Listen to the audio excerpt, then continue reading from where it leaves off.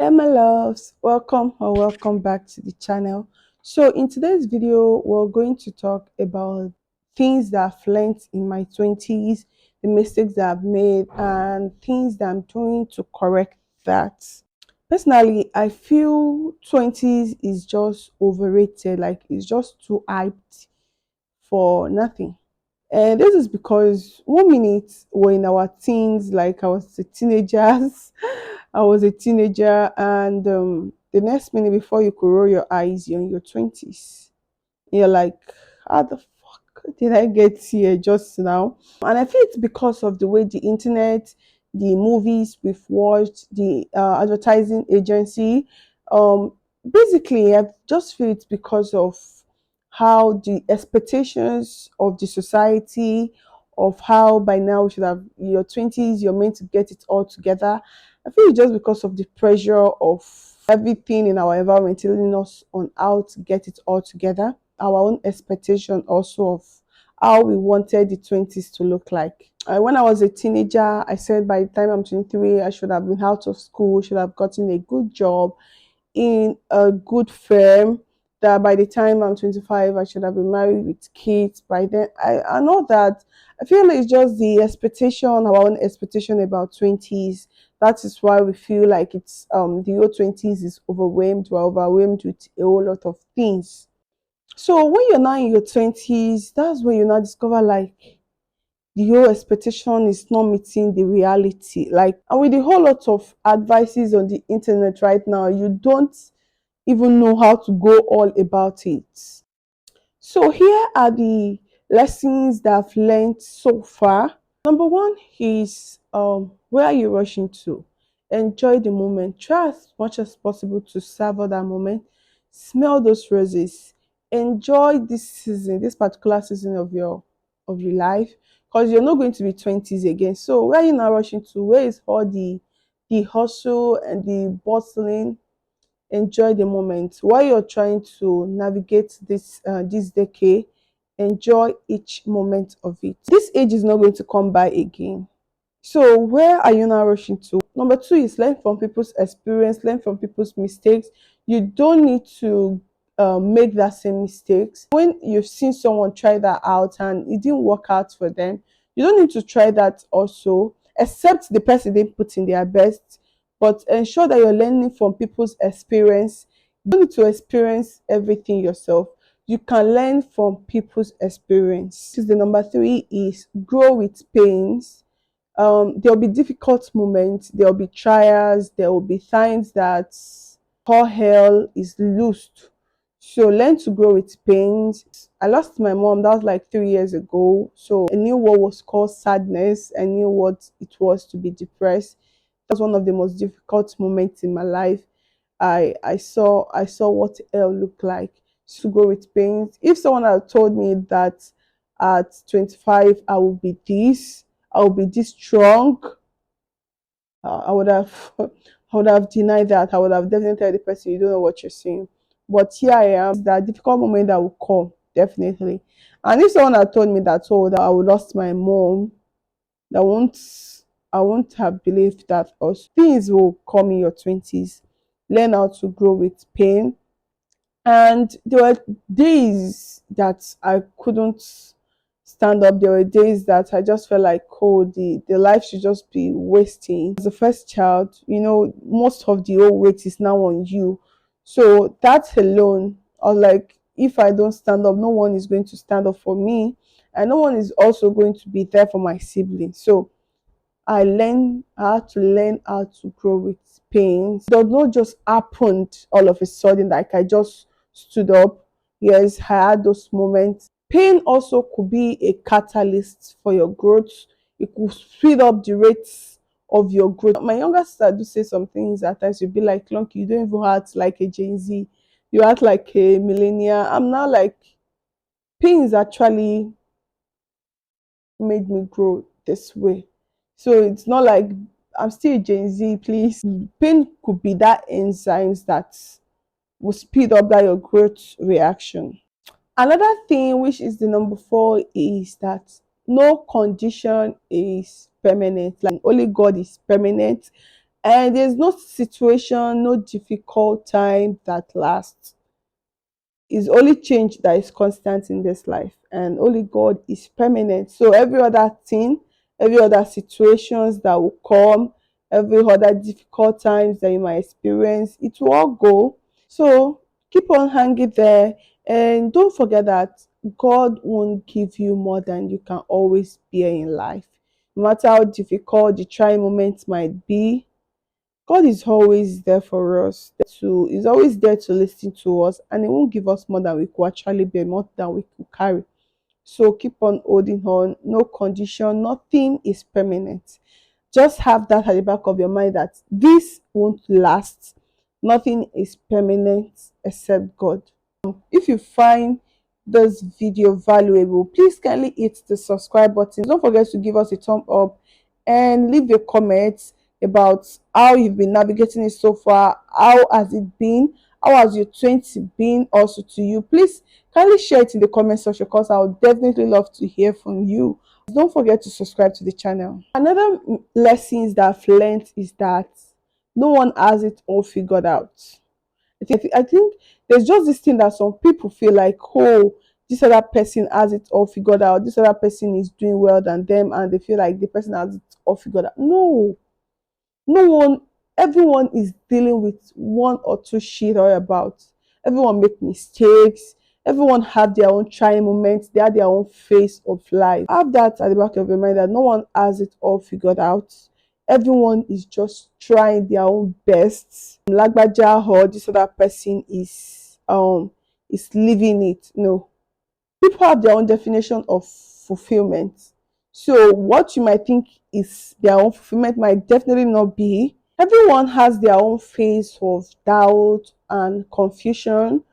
So when you understand that, it will make you to be less judgmental towards your own self. Everyone is a work in process. Another lessons that I've also learned is that your own definition of success is different from another person's own. Success is subjective. What you might think is success might not align with another person's definition of success and that person's value and priorities. So success is definitely different. What you count as success might be different from mine. So another person's definition of success might be financial stability, and another person's own might be making positive impact on people's life. Could also be inner peace, it could be personal growth. So we all have our own definition of success. Grow in your own lane, grow with your own value and priorities. Don't use someone else's rules, someone else's success to judge yours. Whatsoever you're pursuing is aligned with your own value and priorities. Don't use someone else's book to judge yours. So another lessons that I've also learned is that don't attach a deadline to your dreams, to your goals. Just imagine running a 100-meter race. So when you get to the final, what's next? That should be the question. When you achieve this, what's next? So after winning the race, what's next? And remember, you've put in a whole lot of pressure on yourself while trying to achieve this, with a lot of anxiety and all that. Think about this. When you don't achieve this thing, just in case you do not achieve that goals on the set time and deadline, what happened next? It's going to be filled with disappointment and frustrations. Instead of putting the deadlines and set time on your dreams and goal, try as much as possible to explore opportunities, explore other ideas that could contribute to that growth, so as to enjoy yourself while you're trying to achieve your goals. And remember this, the goals and the dreams you have is something, it's something you imagined yourself. It's something you imagined yourself. So, and you can unimagine it. As funny as it may sound, you can imagine it yourself. So you don't need to put that much pressure on yourself. You can explore other ideas, you can explore other opportunities. It doesn't have to be that. And you don't need to put too much pressure on yourself. One thing you need to learn is how to take risk. You're in your 20s, and if you keep worrying about, oh, you don't want to be disliked, or you don't want someone to think of you this way, learn to take risk. You don't need to worry about whether people like you or not. You don't. That should be the least of your concern in life if you want to achieve anything tangible in life. Everyone can't love you. Everyone can't love you. People, the one who will still like you for you would definitely. So learn to take risk and stop worrying about how people feel about you. If you're able to develop the willingness to be disliked, you've definitely built that courage to do things that normal people won't do, to do the things that people might consider hard. You don't need to put people's opinion above you of how you view yourself. So the listing in your priority list should be about what people thinks about you. So another lesson I've learned is that do things that makes you feel good. What I've learned is that if I'm doing this particular thing now, will the future me in the next 3 years, in the next 4 years, be proud of me? Will this make me feel good in the next few years? Don't do things only for the moment. Do things that will make you feel good in the next few years to come. So another lessons I've also learned is that invest and build good friendship and relationship with people. Along the journey of life, you need quality friends. You need people that is going to stick their neck for you. You need people that is going to mention your names in rooms full of opportunities. So you need quality friends. This is a shout out to my friend Mary. When I was grieving for my loss, like I said earlier in the video, when I lost my mom, my friend was basically there. She was the help that I needed that moment, because I wasn't getting myself, and mom, and I can't even cry. I didn't want to cry in front of my siblings, but at some point we all cried together though. But then you need friends that is going to be there for you in those trying moments. You need friends that is going to be there when you're celebrating those victories. So you need quality friends. To me, friendship is kind of a top tier for me, more than relationship, more than dating or anything. Like, I feel like my friends are so important to me. They're not that like my relationship is also important to get, but your boyfriend or your husband can't take that place of your friends, either female or male. I have just two female friends, funny enough, like closest. I have a lot of acquaintance, a whole lot of people that I met in school, people that I met at work and all that. But when I mean close friends, my top cheerleader, people that have proven themselves over times to be friends, not just friends, people that have proven themselves to be family to me. I don't take that for granted. So those are the lessons that I've learned, that if for instance I didn't have these people in my corner, no, life would have been a bit difficult. And when I started out a new business, my friends were more like the advertisers of it. Everywhere they were just putting it out here and there for people to see. That is how important building and investing in quality friendship is. Like, my girl will stick out her neck for me. She was really, she is not she was, because she has really been a good friend to me. So friendship is something that you need along this journey. So make sure you invest and build quality friendship, because along the line you will need them. Along the journey of life you will need friends. Friends are very vital. They are important. They have the roles they play also in our own lives. Another lesson that I've also learned in this 20 is that it's okay to have a failed relationship. It's not every man that comes your way that you must end up with. It's not every relationship that must lead to marriage. It's okay to be served breakfast or you're serving someone breakfast. Breakfast means break up or so either you serve someone breakfast or you're being served breakfast. It's okay to have failed relationship. So irrespective of how you want to give your all, irrespective of how you want to give all that energy in relationship, irrespective of how you want how sweet you want the relationship to be, irrespective of all that, ensure that you're putting yourself first in whatsoever situationship in relationship that you might be in.